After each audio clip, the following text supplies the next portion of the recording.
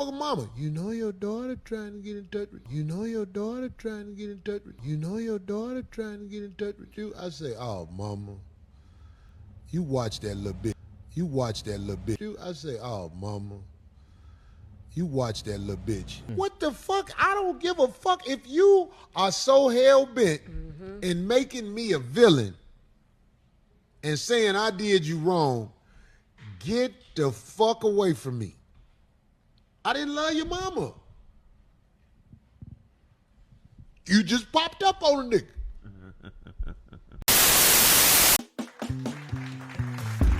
Welcome back to the podcast. Welcome back. Beloved, this is indeed your brother Big VJ checking in. Today's conversation, we're going to talk man time. We're going to keep every single thing on man time. We got 3 discussions on the table, though, but we're not going to make all 3, beloved. There's no way. It's just like... Because, Dig, this is the 3 discussions by way of DM that we got on the table. Corey Holcomb and Anton Daniels, right? That's one. Uncle Walt, that's the tenderism guy in California, because there's some business dealings that's going on over there that anybody with at least a half a brain can see that coming, right? So that's number 2. And number 3 is religion, right? We get some DMs from what we feel as though is a lot of good folks, and they are talking religion, right? And then we'll see the same kind of style question when we go on Twitter, and it's it's more religion, right? Because, you know, we had a podcast talking about the Bible as Black history, in which we're going to do more if the earth say the same. And beloved, I just want to say this about religion first briefly, and then we just going to talk about the Corey Holcomb and Anton Daniels situation, right? Here on Real Black Content is Form Podcast, when we are speaking to our people about these foreign religions, all we are trying to do is point your attention to the literature, whether it's in the Quran or it's in the Christian Bible or it's in the Jewish Torah. And we're even going to start talking more about the Book of Mormons, right?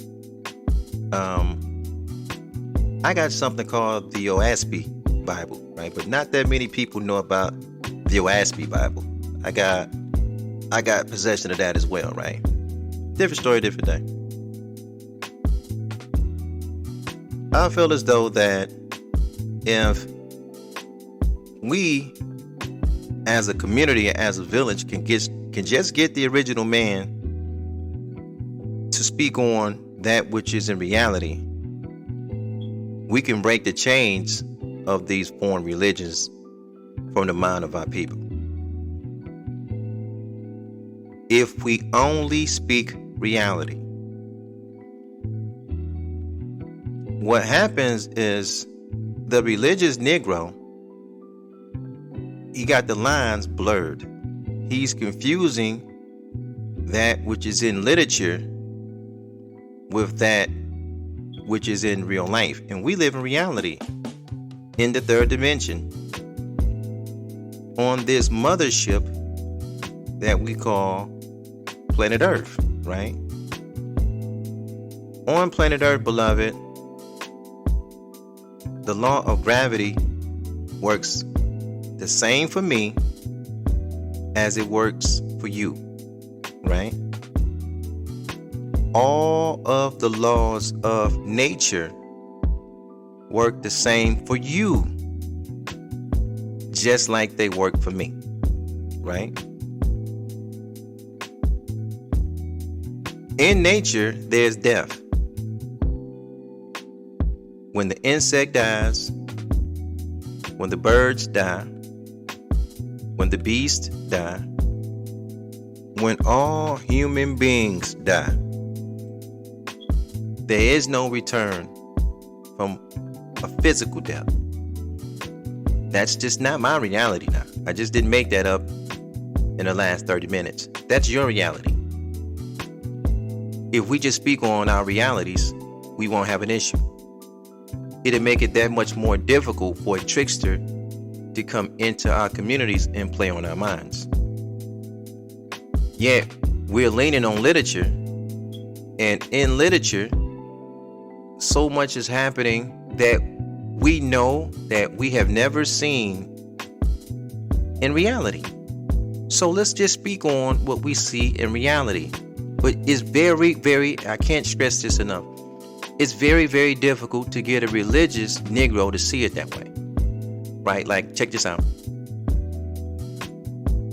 I'm conversing with this brother on Twitter, and he's talking about Shem, right?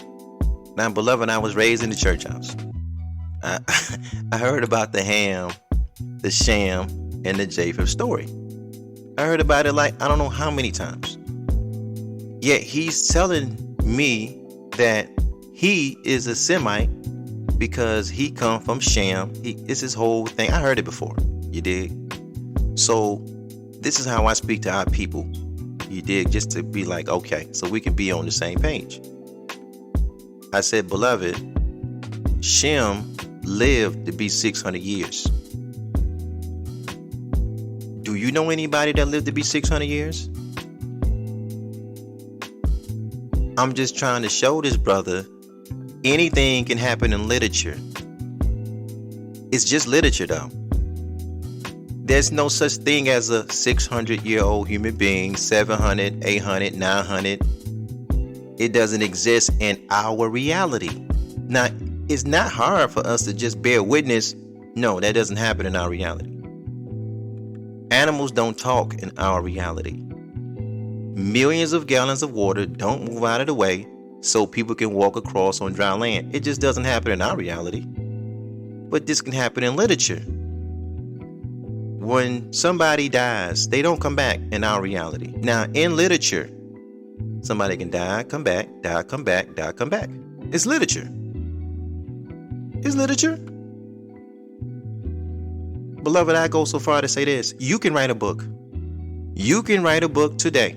Whoever is listening, male or female, you can write a book. You can write a book about yourself. And in this book you are writing, you can say, because your name may be Sheila or Marcus, you can say Sheila died, and then Sheila rose, and then you keep writing, and you can say Sheila died again, and then Sheila rose, and then you can say Sheila died again, and then Sheila rose, and you can hand that book, you can publish that book. I guarantee you 100 years from now, somebody's going to pick that up and make it a religion and say Sheila is still around here somewhere. Look, she lived, she died, she lived, she died. But you know what? Sheila really lived and died and lived and died and lived in literature. That's the biggest trick game they got running. That trick game is on autopilot now. And I feel like, beloved, when you get to a certain age, this, you got to put away, some of these things, look, let me say it this way, right? You gonna fly in the sky, all of this one day, you gonna bust about the ground and fly in the sky. I mean, yeah, in literature, yeah, but you live in reality. That just doesn't happen in reality. You know what I'm saying? So when I'm speaking religion, what happens is you're answering a religious question, or let me say it this way. You're standing on a religious position, and what reinforces the position is more literature. Because I can say one thing and you would jump to another literature page.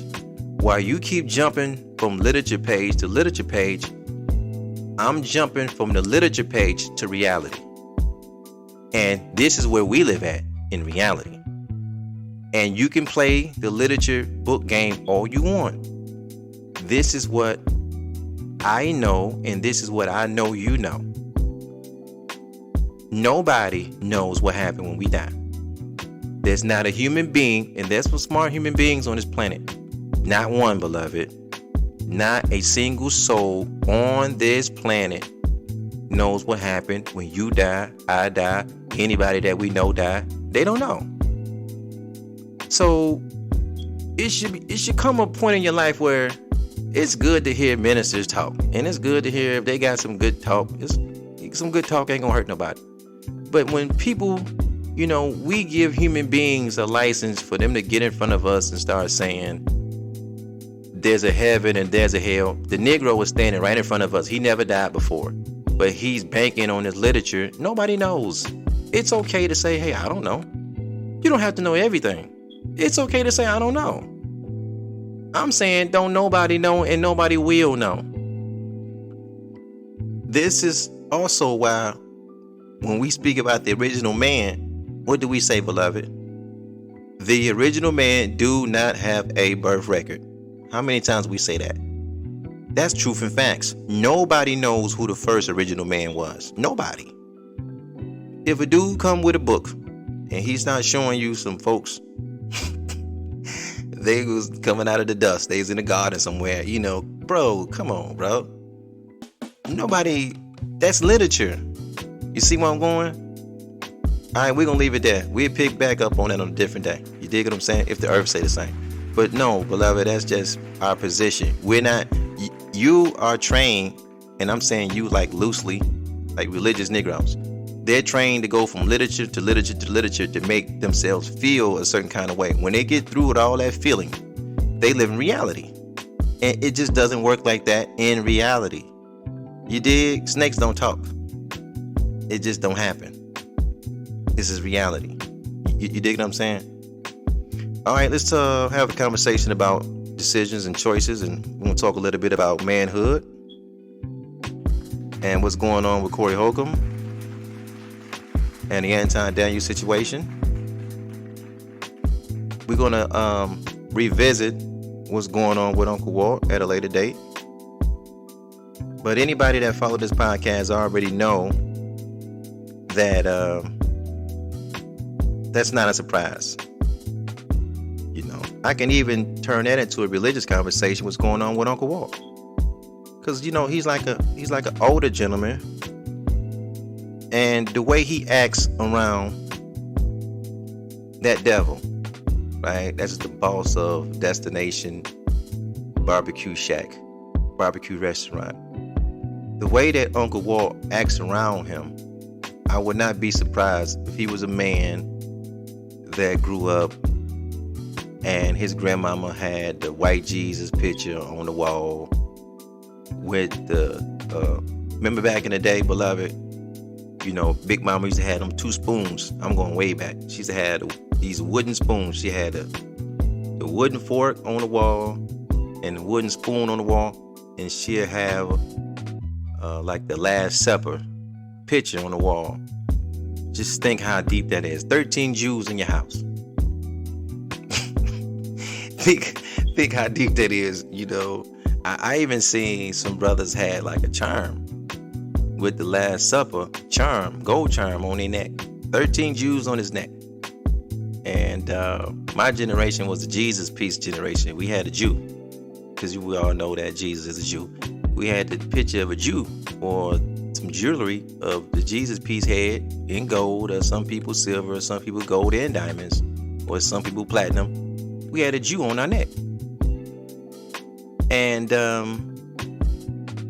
to some it's just jewelry. But beloved, we say it on this wise that we feel like it's psychological warfare. The Jew has been strategically put in the heart of the American Negro. He's at the pinnacle. You dig? It's all about the imaging early and putting in front. So look, let's just go back to the jewelry pieces that's important to us. It is nothing, beloved, to come through the neighborhood and see an original man. He got, to this very day, he got a Jesus piece around his neck, or he got a Last Supper charm, which is 13 jewels on his neck. Think about that. An original man and woman with a charm on, with 13 jewels hanging around their neck. And if it's not that, they have a charm of a crucifix. Why? That's been strategically put there because in his mind, the Jew is his salvation. The Jew made the ultimate sacrifice for him or her to make it to Jew heaven. And if you question them on that sacrifice, this is the power of literature. I'm going to just show you how strong that literature is, beloved. Ask a religious Negro, him or her, say to them, who made the greatest sacrifice for your salvation? They would point to that cross on their neck and they would say, a Jew did it, right? Then engage them a little more, say, well, you know, when it comes to your salvation in the hills of North America, in the territory that we call the United States, there's a lot of people that fought and died for your betterment. Your parents, your grandparents, your great-grandparents. I mean, I don't know. Malcolm, Martin, Garvey, Elijah. We can keep going down the line, right? And he would still say to you, no. It's not a comparison to what the Jew did, because the Jew died for his sins, is what he'll tell you, right? He gave the ultimate sacrifice. And then you have to ultimately ask him this. Beloved, who is putting more on the line? A person that's going to die and know they're going to get their life back 3 days from now? Or is it the people that look like you that put it all on the line, but they knew they was not going to get their life back? They knew once they was gone, they was gone. See, the thing about it's a magic trick to the whole thing. They strategically put the Jew in your heart. He's at the pinnacle of your heart, of your soul, of your mind, of your spirit. The black man in America, he cannot think past it. Nobody is ever going to do anything for him or more for him than a Jew can. That's the image. That's what that cross means. They not going to say it that way, beloved. We just kicking it on the podcast. They not going to say it that way. I'm telling you what that means. When you see a cross on a black man or a black woman neck, he's saying there was a Jew that made the ultimate sacrifice for his salvation. And that sacrifice is to a level that nobody could ever get close to that, get next to that, anything remote. But you know what? He all let somebody dying for your sins and this and that. You know where that came out of? Literature.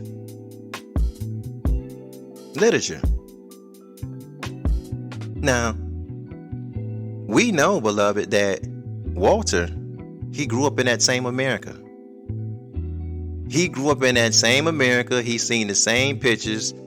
The 12 white Jew looking disciples, you know, with the with the Michelangelo picture. Like, okay, so what does that mean? When he goes to work and he goes to get a job, that's the imagery. When he see those people, he don't see them for the nature that they display. He see them for what was taught to him on the spiritual plantation.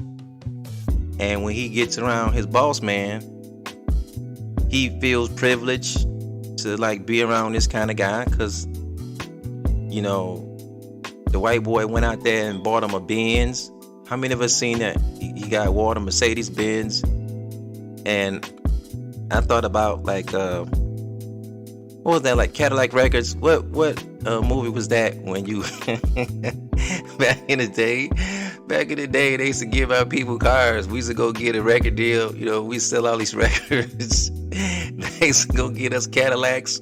You know, even though we made these people hundreds of thousands of dollars, we talk back way back in the 60s and 70s. You know, they'd take 12, 11 of them thousands and go get us a new Cadillac, shut us up. We don't know no better. We just ride and clean. But they got the real money. That's what them people do to us. You know, on this platform, we know the play. When they put you up in the front, He said, okay, we already know where the real money and everything is cooking in the back. The real money is cooking in the back. They did that with George Foreman, God bless it did. All of us ran to the store and got a George Foreman grill because we thought we were supporting George. We didn't know that Mike made the product. We thought it was, George got together, but no, somebody named Mike made it. And the George Foreman grill was owned by Restaurant Brands International, RBI. George is in the front, the devil is in the back. Diddy had Ciroc. We thought Diddy owned the goddamn liquor. It's 1,000 commercials about Ciroc all over the place. But Diddy is just in the front. Ciroc, which is Diageo, which is them devils, was in the back. That's the formula they do with us. BET is in the front. BET is not even black owned. Bob Johnson Big got rid of that joint. He only sold it for like, what, $2-3 million? Something like that. But BET is in the front. Viacom is in the back. Black women used to go to the stores and there was a product called Dark and Lovely. It was like a hair care product back in the day. We thought our people owned that kind of. Listen, these folks are the masters of deception. We really thought that Dark and Lovely hair care products, we didn't know that the French owned it till later, but we thought our people owned it. They didn't. Then they had Shea Moisture, right? And you see everywhere in these products 100% shea butter and all this, and it's, you playing conscious. Everybody playing conscious with the shea butter, and everybody's, man, but them British own that. It's a trickster game. Them people are master manipulators. Master manipulators. Uncle Ben wasn't no black-owned product, and Jemima wasn't no black-owned product. The Mars family owned Uncle Ben. The Mars family, that's the family that owned M&M's and the Milky Way and Snickers and Twix, and man, they own that stuff, bro. We don't own that stuff. Aunt Jemima, same way. Pepsi owned Aunt Jemima. What's that magazine? The Roots? I think it's The Roots. Man, the doctor. I can't catch dude's name. I thought the doc owned that joint, but yeah, that's just how they do it. Our people in the front always promoted some shit. We got Michael Jordans on our feet right now. Michael Jordan's on our feet right now. What does Mike own? The jump man, maybe what? He get 5%, something like that, 5-10% from the Jordan brand. Phil Knight get the rest. He just got Mike out in front. LeBron James got his own brand with Nike. He don't make them shoes. He don't own no factories. LeBron is just out in the front. So that's a play that they do with us. That's a play that they do with us. They use us to promote their brands, right? All right, let's talk about what Corey and them got going on. We're gonna talk decisions. And again, I said this before on another podcast. Young people can learn a lot from this back and forth between Corey Holcomb and Anton Daniels, right? They can learn a lot, you dig? And I'm gonna just start off by saying this. If you feel disrespected in your house, in your studio, you got a visitor and the conversation is going left, you can put the person out. You don't owe anybody a fight. You can just put them out.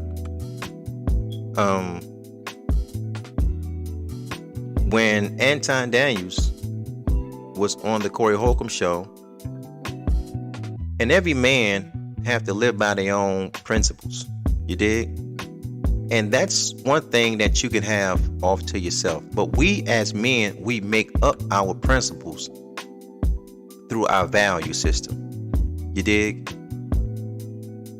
When you start seeing that a person don't have the same values as you, That's not a person, in my estimate, you should bring on your platform and hang out with them and talking, because it's going to go left. Y'all, off the top, y'all already don't share the same values.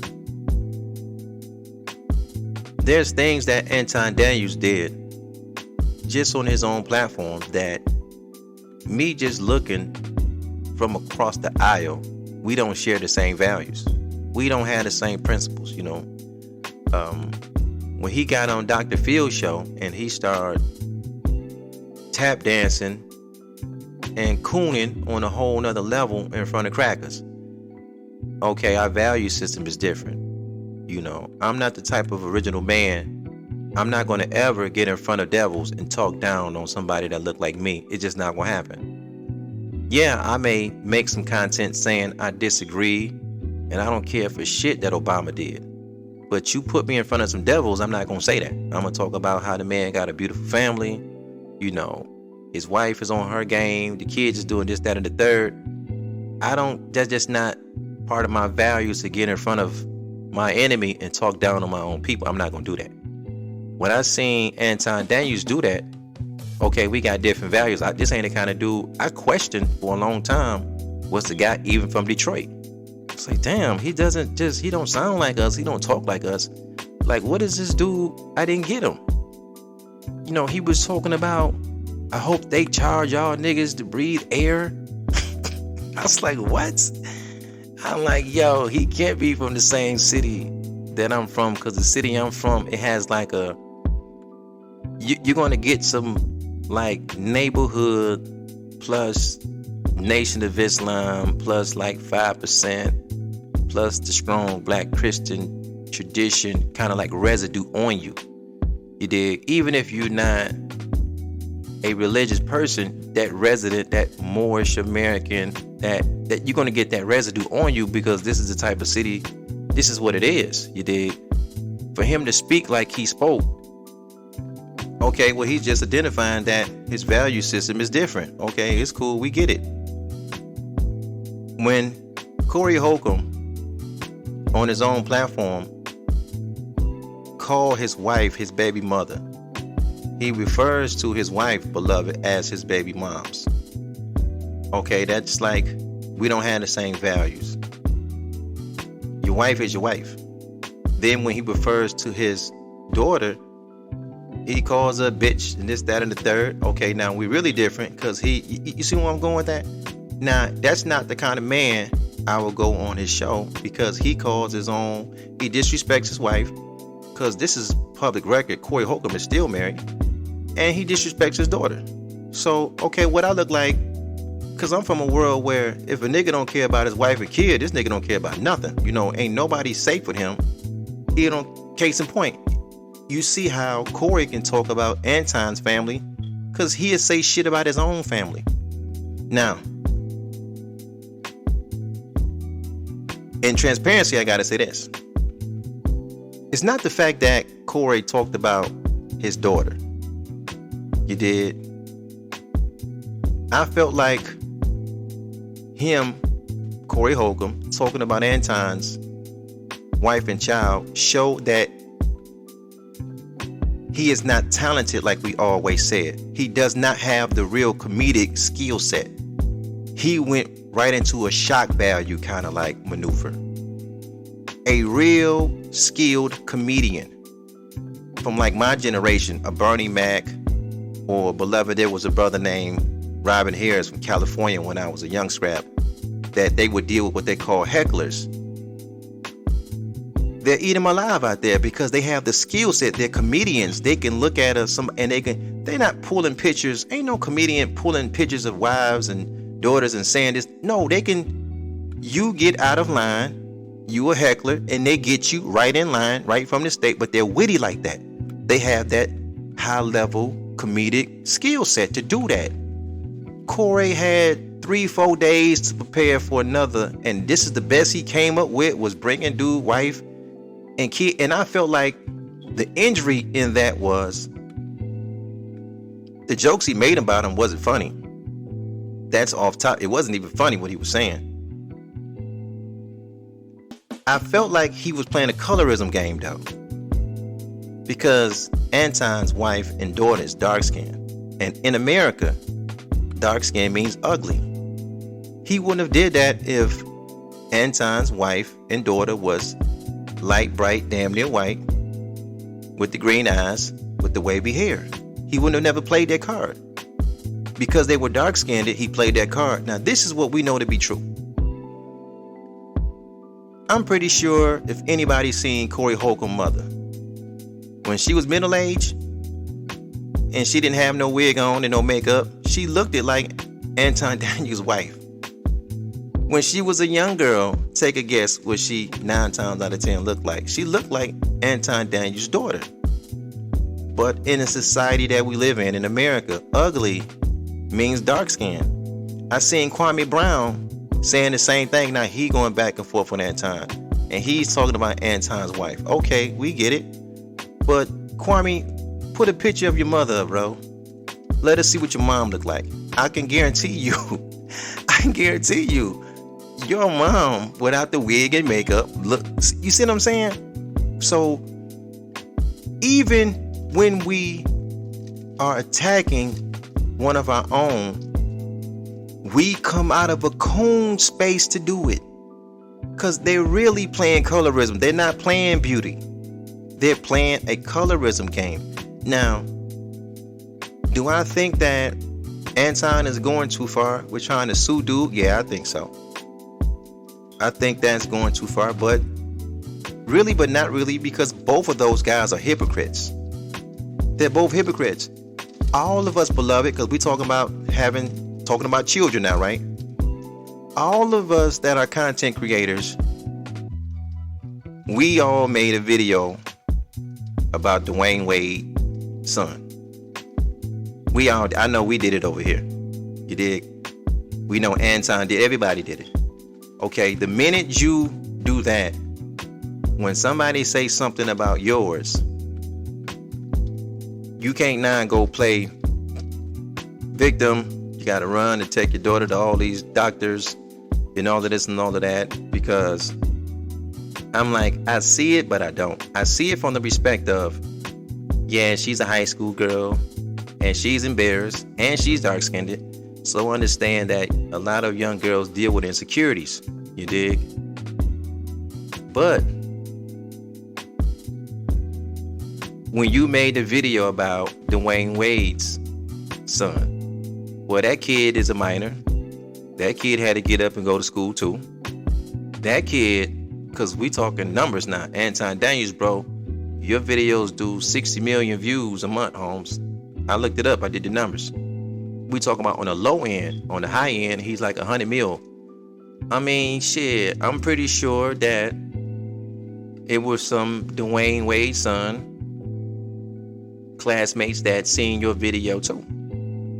So, I mean, what? Dwayne Wade is gonna pull his son out and say, hey, content creator Anton Daniels is bullying my... Now I gotta take my child to therapy, this, that, and I mean, like, shit. You know, bro, I mean, you can't have it both ways now. Even though we don't like what Corey did, I mean, but look what and look who you put yourself in a room with. This is all about decision making. Both of those guys, man, to me, they are very similar. They're like over the top hypocrites. And it's like the battle of hypocrites when you see Anton and Corey go back and forth. And I'm just standing up for black women, because I thought, no, you don't know.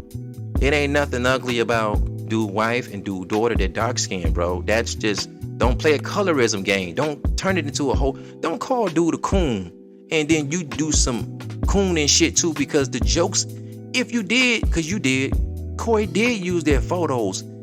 It wasn't funny though. He didn't, he went into a shock value. He didn't go into a high skill set where a real comedian, bro, if some of you guys that follow this podcast, y'all are youngsters. God bless the dead. This man is no longer here. It's a guy named Robin Harris. Robin Harris or Bernie Mac, they would have ate Anton ass up just on a comedic level. D.L. Hughley would have ate his ass up. I don't even like D.L., but on on some, on some heckler shit, DL gonna say some shit. DL is gonna say some shit. I don't even like DL. You can't play that game with him with that microphone on some comedy shit. That shit finna go all the way left, and he can hurt your feelings with the microphone. You dig what I'm saying? I just feel like Corey don't got that skill set. So he tried to fall on playing the 57-year-old real nigga from the neighborhood. Bro, that shit ain't. Even if dude is a coon, you got him by like 17 years. He would have whooped your ass, dog. He would have whooped your ass. It ain't no 57-year-olds out here. I don't give a fuck what the internet. Internet is a new world. I don't care what nobody on this net is telling you. Ain't no 57-year-old man finna whoop no 40-year-old man ass. It's just not gonna work that way. 2 or 3 punches. I mean, look at Corey. Dude got titties, gut, everything. He's out of shape. He's overweight. 2 or 3 punches, he's punched out. Then look at Anton. He another fat motherfucker. So I'm like, okay, this would have been the shortest fight. At least I want to say a good 15 seconds of punching. They would have been punched out. But I will say this. By Corey being 57, I mean, he get hit wrong, that shit he can lose his life. It don't take guns and knives, and not with him. He's 57 years old. He get hit wrong, he'll check up out of here. Which means this, and we're going back to decisions. Young men, you in your space, your studio, your house, wherever. You got company, and your company get disrespectful, ask your company to leave. Put their motherfucking ass out. That's the generation that I came from. They used to script that imagery, put that shit on TV to reinforce it. TV, television shows. When you got the black man upset, the father of the household, he put your ass out. I don't care if we're watching The Fresh Prince of Bel-Air. When you pissed Uncle Phil off, he throwed your ass outside. He throwed your ass out that front door. When you got George Jefferson upset, George used to walk to the door, open the door, and tell your ass to get the fuck out.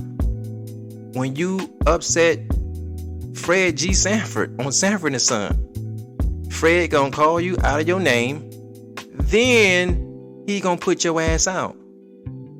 When you upset Martin whole thing when he got upset was doing what? Martin finna put your motherfucking ass out. And recently we just seen this and it went viral. Cam showed everybody what to do when you have a guest and the guest come on your show and the values is not the same, because he had Adrian Bronner on there, and Adrian Bronner was just saying some shit to not even the Cam, disrespectful to his co-host. And he asked, hey, my man, don't do it. Dude kept doing it. He stopped. He put dude off the show. Let me pay you for your time. Let me keep going. That's how men handle shit. That's how men, young men, that's something to, hey, dude, hey, can you leave? This ain't working out, man. I need you to step out, bro. No, we ain't got to fight. Just step out my shit. Hey, man, just have a good day. Now, just think about that podcast, the first one between Corey and Anton. And then Anton stands up and say, let's take it outside. If Corey would have said, take it outside, hey, man, just get the fuck off my show. Get the fuck up out of here, nigga. We ain't taking shit outside. You and your security, y'all get... What would the outcome would have been? But it's something about... And I'm not just saying, I'm just saying something. I'm going to say something now. Unfortunately, it's something about Chicago entertainers. They have, to me, I feel as though maybe just in the last 5 years, they take this keeping it real shit so far that they go all the way off the cliff until they hurt themselves with they keeping it real though. What's the young kid that went down to Georgia? He had a career. in hip hop from Chicago, but he went down to Georgia, and he was the old block kid with the braids. Damn, my sons used to listen to this kid. I can't think of his name, but he lost his life. You know, when keeping it real go wrong, he in Atlanta or Georgia somewhere, and you know, when you get into deep South, man, them gun laws, they so lenient. You know, they stand your ground. You can't run up on nobody and put no head. They can put your ass down out there. You know, dude lost his life. He was connected to Dirk, but look, even Dirk. This is keeping it real goes wrong. Allegedly sending niggas way out to California to bust a move on another nigga. That's a Chicago guy. Keeping it real goes wrong. We love Kanye. We love Ye. You understand? We respect Ye because Ye put it all on the line, speaking truth to power when it came to them hymies, right? But goddamn, Ye, look, I mean, shit, bro. Them niggas from the shop, way. I'm talking about when they put their feet on the gas, goddamn, when they put their feet all the way on the gas. All right, we respect Ye because Ye was standing up for the people. But look at Corey. It's like these guys keep it so real. I mean, damn, R. Kelly was keeping it real. He was playing in his pimp character so long, so deep. He was drenched in it with these young girls. He could never really grow up. When you see how they talk about R. Kelly, right? He just like he could never grow up. You can almost see like the same thing on Corey Holcomb. Like he can't grow up. It's like, I don't know what it is about Chicago entertainers where they don't feel as though they can just grow up and be mature adults and we handle this like this and like that. And man, we got a brother that we represent in Detroit, Isaiah Thomas. Like we got Isaiah from the shop, but we pulled him in like one of our own. It's like a lot of these entertainers, football, basketball, rap comedians that come out of Chicago, it's weird, bro. It's like they fall into this when keeping it real goes wrong. And in the last 5 years, I mean, ever since R. Kelly, I go further than that. Ever since R. Kelly he went to prison, it's like every artist that come out of it's always something that go on with them that it goes back to decision making. For most hood Negroes, moving a change of scenery could like fix a lot of things up. But to some it can't. So to that, beloved, I just say this. When a man come to your platform and he tell you he's playing chess, not checkers, he's telling you he's playing a game. Listen. If somebody come to your platform and they tell you that they play chess, not checkers, you as an original man standing on your square that don't play no games. Cause shit, he couldn't have told me that. I'm like, motherfucker, I don't play neither one of the games. You a game playing nigga? Hey, this ain't gonna work. You wouldn't have been in the first place, but now I'm really finna just walk your ass on out the door. Cause you could play that game. Just go out in the street and play it. You ain't gonna play it up in here. I would have let dude get on off the show right then and there. He's playing a game. Now, if you stood on values and principles, this is what govern your way of life. You ain't no game player. It don't mix. That's why we said what? You don't hang out with people that don't have the same values as you. It's a recipe for disaster. And we double down on this. Anton could have lost his life. Corey could have lost his life. Now a new video came out on Corey. He's finna lose a lot of his livelihood. Why? Decision making.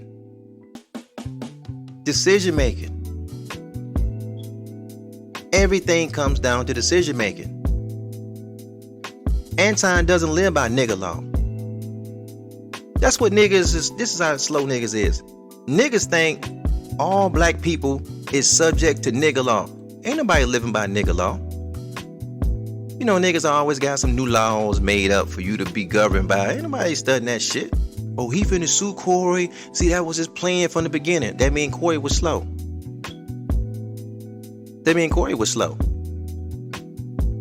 See, he cooning. He finna sue. No, he don't live by Anton, don't live by nigga law. Putting a lawsuit on nobody, that don't make you no coon. Cause see, this is why we wanna ask niggas now. See, where y'all niggas at? When 50 Cent sued Rick Ross for copyright infringement in 2015, where was you niggas at then talking about some, see, he coon, see, he did the whole thing, you ain't keeping it real. 50 Cent do all kind of fuck shit, and he still get labeled as he keeping it real. Rick Ross turned right back around and sued 50 Cent for the baby mama sex tape. Nobody said nothing about their lawsuits. You see what I'm saying? Nah, cause this is what nigga law is. Nigga law is, they try to put a law on you to make you have to live. Oh, you can't snitch. If this is deep now.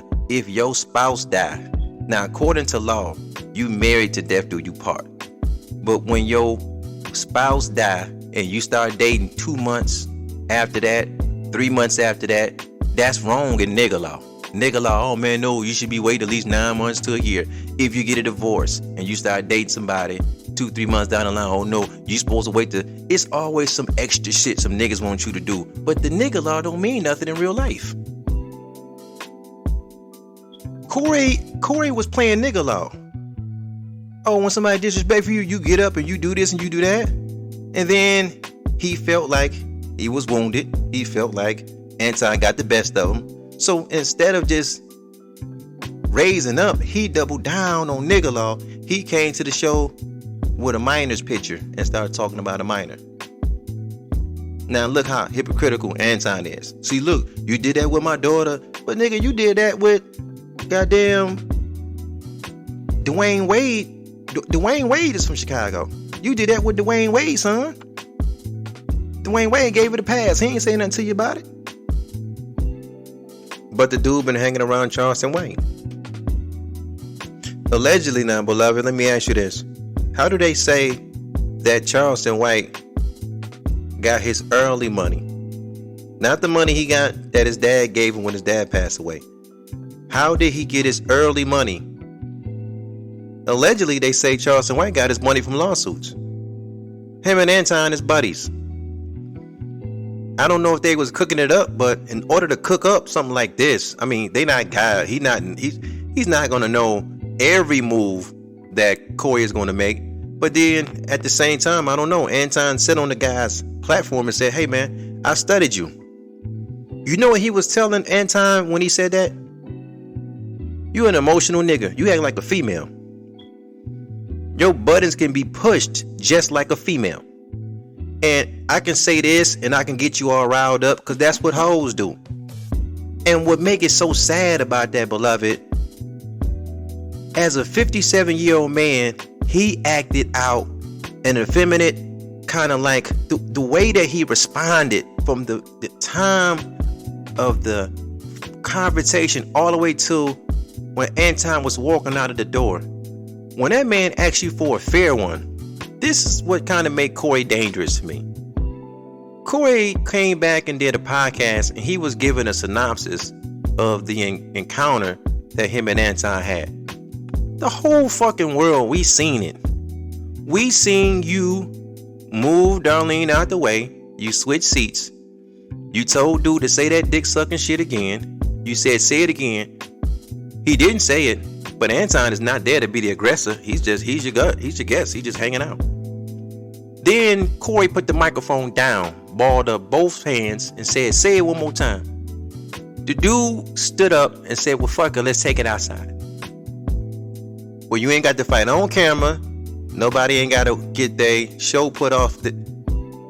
And when Corey is replaying the story, he said everything but Anton asked him to take it outside. How come you ain't go outside and shoot that fair one? You wouldn't have won. You 57 years old. You ain't gonna beat no 40-year-old nigga ass. I don't give a fuck what the internet tells you. We can see what I own. That doesn't happen.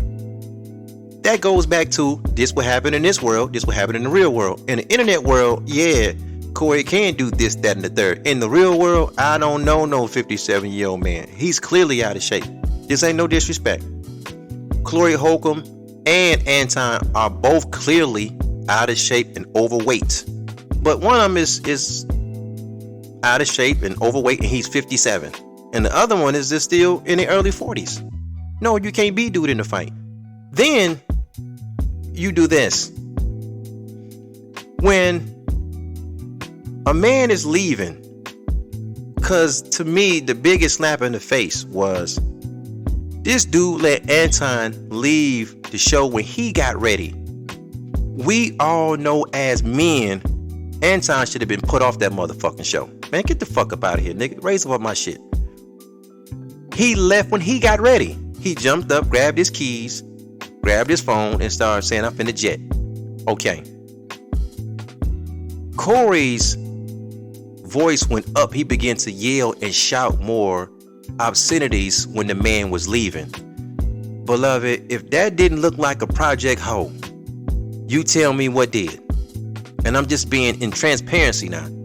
We not advocating violence. We don't want no young man to get in no violent shit. But all I'm saying is this.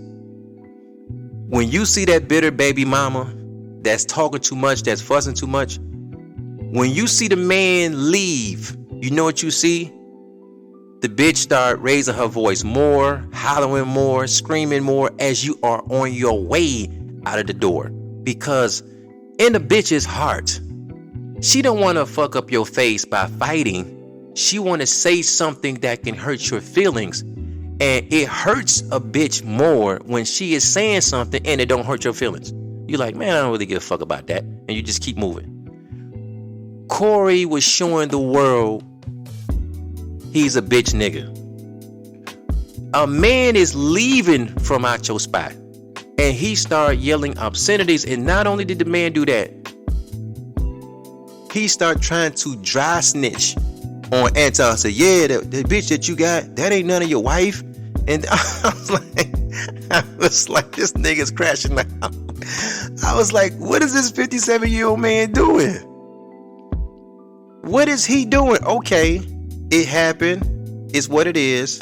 Nah, we gotta give Corey credit for this. That happened in anybody else's city. Anton don't make it out. Because Corey, now, he came back, he sat in front of the camera. Now, if that would have happened on Plymouth, and this is unfortunate, you know, I'm not proud of this.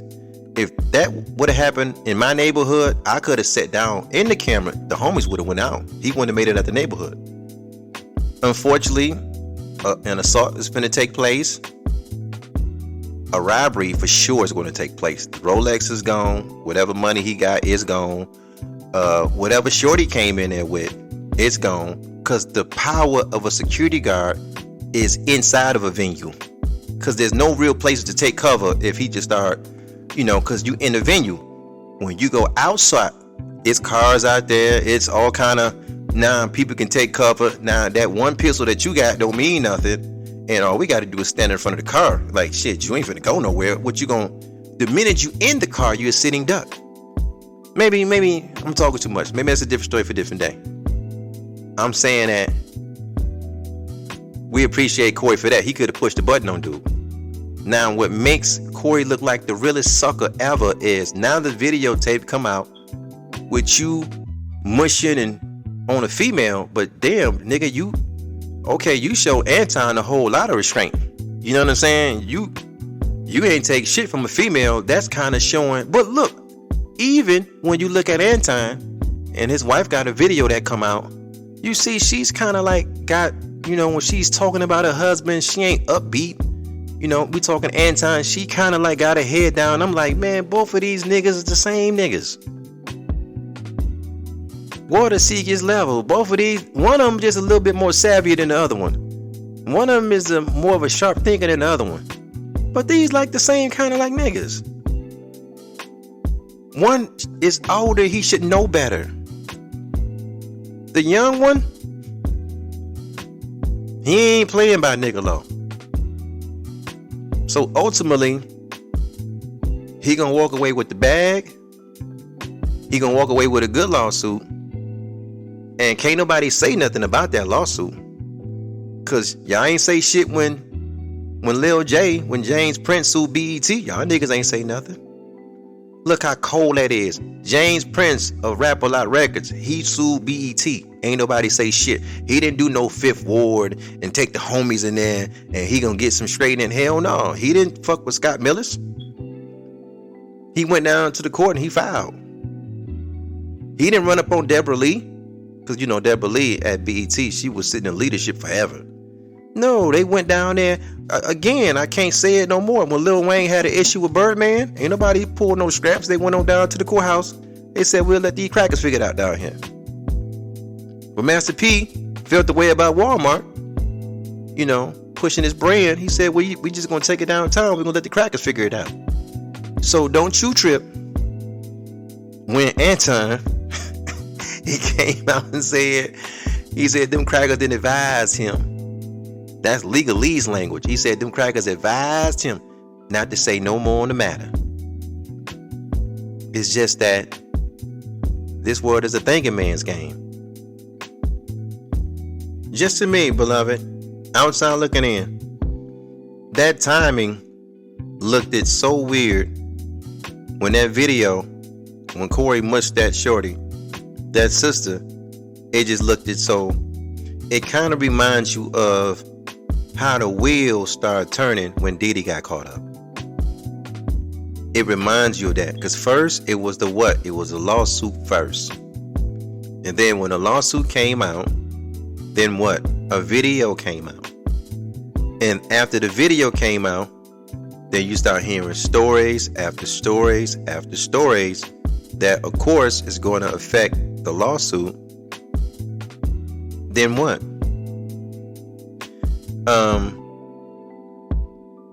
This is a thinking man's game, beloved. It doesn't pay to make any kind of decisions when you're angry. Yeah, of course, everybody's not gonna know that, but you should know that when you're 57. You should know that when you're 57. I don't gotta know you, beloved. If I see you hanging outside, because this is what I seen in the video before the woman got mushed. He mushed his sister. Now, in transparency, he didn't show much restraint on that video in front of all them niggas. But he showed a whole lot of restraint when it was time to put his hands on Anton Daniels. Maybe that's a different story for a different day though. My question is, why is a 57-year-old man hanging out with young comedians that are in their 30s and 40 years? Why are you out there? You supposed to be the OG. Where's the video where Seinfeld, after the comedy show, is sitting outside with 12 and 13 homies? That's all comedians. They just sitting out there chilling. Where's that video at? Where's the video with Jimmy Kimmel? He's finished shooting the set and he's standing outside with 13, 14 crackers and they just hanging out. Why is the 57-year-old man doing that? Why is the 57-year-old man feel like he has to expose Hollywood? We already know a bunch of gays out there, bro. So the question is, if we know it's a bunch of gays out there and you know it's a bunch of gays out there, why are you out there? Comedians that move to Hollywood, they do so because it's easier for them to shoot movies. You're not shooting any movies. You ain't got shit cooking. Everybody else live in the Midwest. Everybody else live in the East Coast. If you just going on tour to do shows, you don't have to. Why are you? If all the weird stuff is going on out there, why are you there? I'm finna tell you what's finna happen, beloved.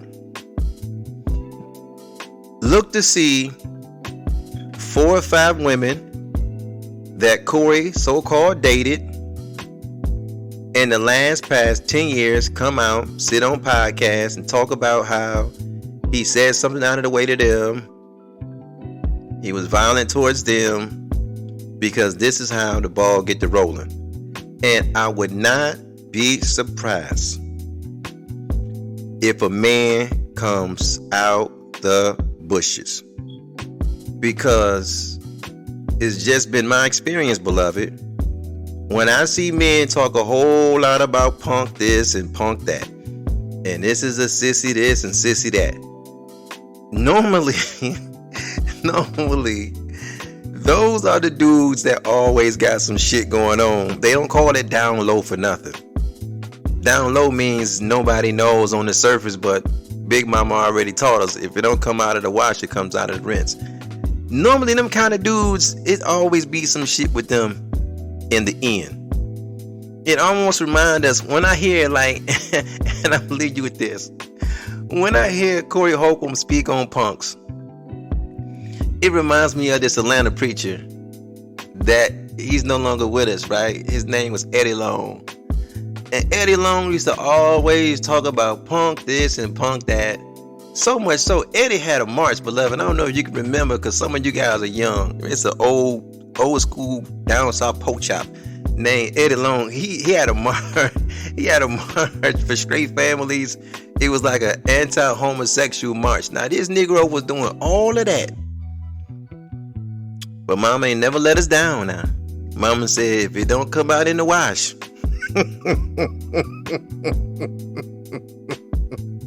what did Mama say? If it don't come out in the wash, it's gonna come out in the rinse. We missed it in the wash. But in that rinse, we got to see, wait a minute, there's a whole bunch of pool sticks coming out.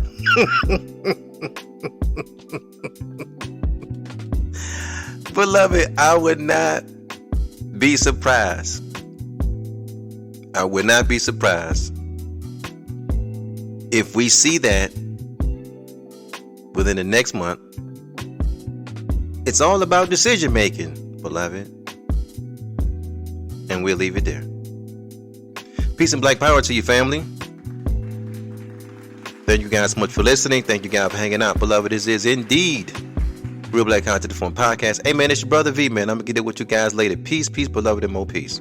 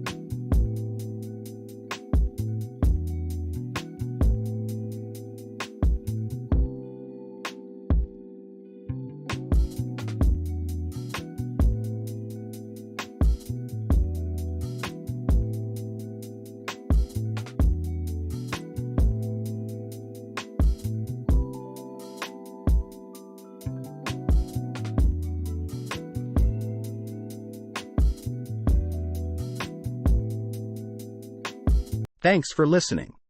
Remember to follow us on Instagram, Twitter, YouTube, Google, Anchor, Spotify, and Facebook. Also, don't forget to like, share, and comment on the podcast. Your opinion of what you just heard is important to the platform. So yes, beloved, your comments are the engine and fuel to the machine. Stay blessed and have a powerful day.